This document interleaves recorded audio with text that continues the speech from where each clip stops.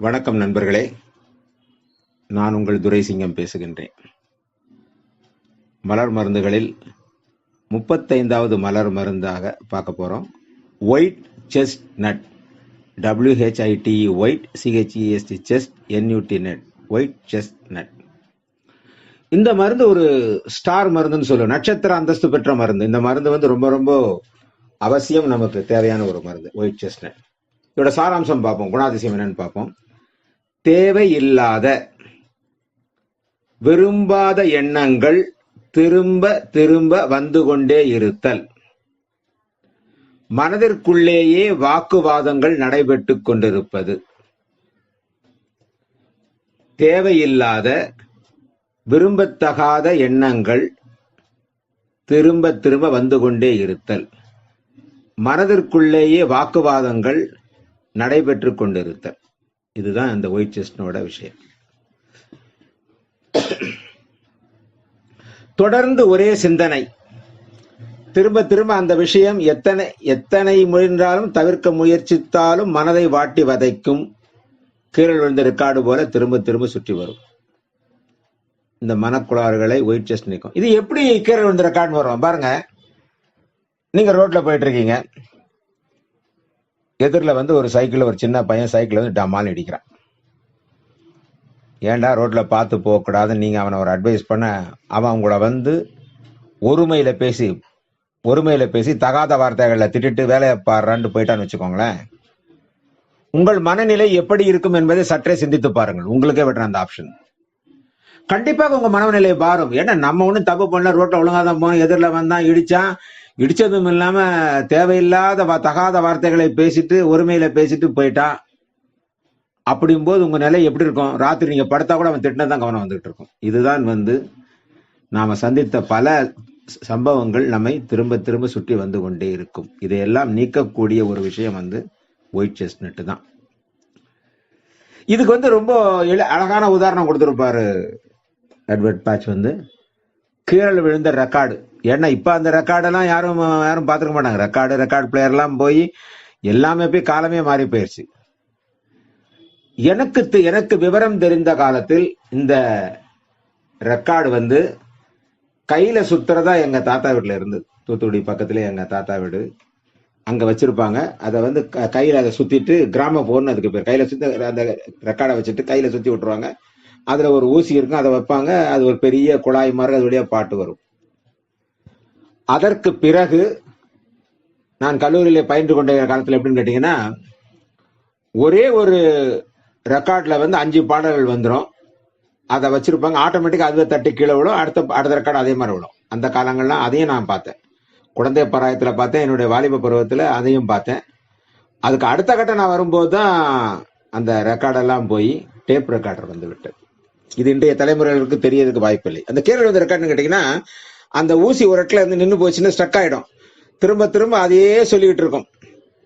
இது காமெடி வந்து நம்ம வடிவேல் காமெடியில கூட வரும். அது திரும்ப திரும்ப அப்படின்ற வார்த்தைகள் வரும். அதுதான் இது வந்து ஒரே இடத்தில் துக்ககரமான சம்பவங்கள் கண்முன்னே ஏற்பட்டாலோ அதை பார்த்து விட்டு வந்த பிறகு ராத்திரில தூக்கமே வராது. ஒரே சிந்தனை, மனசு ஓடாது, அதுல இருந்து வெளியில வர முடியாம இருக்கும். அப்படிப்பட்ட சூழ்நிலையை இந்த ஒயிட் செஸ்ட் நட் மாற்றும். அடுத்தது, தூக்கம் வராம பாத்தீங்கன்னா தனக்குத்தானே பேசுவாங்க சிலர். தூக்கம் வராம தனக்குத்தானே பேசுற வரக்கூடிய வாழ்க்கை உண்டு. அடுத்து விக்கல் விடவே விடாது. அடுத்து வந்து கக்குவான் இருமல், இருமிக்கிட்டே இருப்பாங்க தொடர்ந்து. காக்கை வலிப்புன்னு சொல்லுவாங்க. கால் கை வலிப்பு தான் காக்கை வலிப்பா மாறுச்சு, கால் கை வலிப்பு அப்படிங்கிறது. அப்புறம் பாத்தீங்கன்னா தலையை ஆட்டிக்கிட்டே இருப்பாரு, ஏசோட தலை ஆட்டிக்கிட்டே இருப்பாரு, அல்லது காலை ஆட்டிக்கிட்டே இருப்பாரு. அப்புறம் வந்து ஏதாவது ஒரு மேனரிசம் இருந்துகிட்டே இருக்கும், அப்படி கை ஆட்டுறது, கால் ஆட்டுறது, இந்த மாதிரிலாம் இருக்கும். அந்த மாதிரி இருக்கக்கூடிய நபர்களை இந்த ஒயிட் செஸ்ட் நட் மாற்றும். சிலர் பாத்தீங்கன்னா ரோட்ல போயிட்டு இருக்கும் போது என்ன பண்ணுவான்னா, எத்தனை போஸ்ட் வந்ததுன்னு எண்ணுவான், எதிரில் எத்தனை கார் போச்சும்மா, எத்தனை 2 வீலர் போச்சுன்னு கணக்கு பார்ப்பான். இவை எல்லாமே இந்த மாதிரி எண்ணங்கள் உள்ளவர்களை எல்லாமே இந்த ஒயிட் செஸ்ட் நட் மாற்றும். நாங்க எங்களுக்கு தெரிஞ்ச விஷயம், ரொம்ப முக்கியமான விஷயம் கேட்டீங்கன்னா, குறி சொல்லுபவர்கள் சாமி ஆடுறவங்களுக்கு இதை கொடுத்தீங்கன்னா ஆட மாட்டாங்க, குறியும் சொல்ல மாட்டாங்க. இது வந்து ரொம்ப ரொம்ப அற்புதமான மருந்து. இதை கொடுத்து ஒரு ஆள் டெஸ்ட் பண்ணியும் பார்த்துட்டாரு. எங்க மதுரையில் உள்ள ஒருத்தர் வாங்கிட்டு போயிட்டு அவங்க கிராமத்துல கொடுத்து விட்டார். அடுத்து வந்து பேய் பயம், அவங்களுக்கு வந்து இந்த ஒயிட் செஸ்னட் அது வேலை செய்யும். அடுத்து பாத்தீங்கன்னா இவன் மருந்து வச்சுட்டான்னு ஒரு கான்செப்ட் வந்து சொல்லுவாங்க. இப்ப சமீப காலத்துல அந்த வார்த்தை இருக்கான்னு தெரியல. 70கள் 80கள்ல சொல்லுவாங்க, அவனுக்கு மருந்து வச்சுட்டான்ப்பா, அதனால அவ சொல்றதெல்லாம் கேட்கறான்ப்பா, மருந்து வச்சுட்டான்ப்பா. அந்த மருந்து எங்க நிக்கணும்? அவங்கள அப்பெல்லாம் சின்ன பிள்ளை கேட்பான் எப்படி இருக்குன்னு. அது ஒரு மாதிரி மயிரெல்லாம் வச்சிருக்கும், அது வயிற்றுக்குள்ளே இருக்கும், அது வெளியில வராது, அந்த மருந்தை எடுத்தாதான் அவங்க நார்மல் ஆகும்லாம் சொல்லுவாங்க. அந்த மாதிரி நினைக்கிறவர்களுக்கு இந்த ஒயிட் செஸ்னட்டை கொடுத்தால் என்ன ஆகும்? சரியாகும் அப்படிங்கிறது தான். அது மாதிரி சிலர் சொல்லுவாங்க, தியானத்தின் போது தேவையற்ற எண்ணங்கள் வருகின்றது அப்படின்னு சொல்றவங்களுக்கு இந்த ஒயிட் செஸ்னட் போட்டா அந்த எண்ணங்கள் வராது. அதுக்காக தியானத்தின் போது ஒயிட் செஸ்னட் போடணுங்கிற அவசியம் கிடையாது. ஆரம்ப காலத்துல அந்த மாதிரி ரொம்ப பிரச்சனைகள் இருந்தால் மட்டுமே.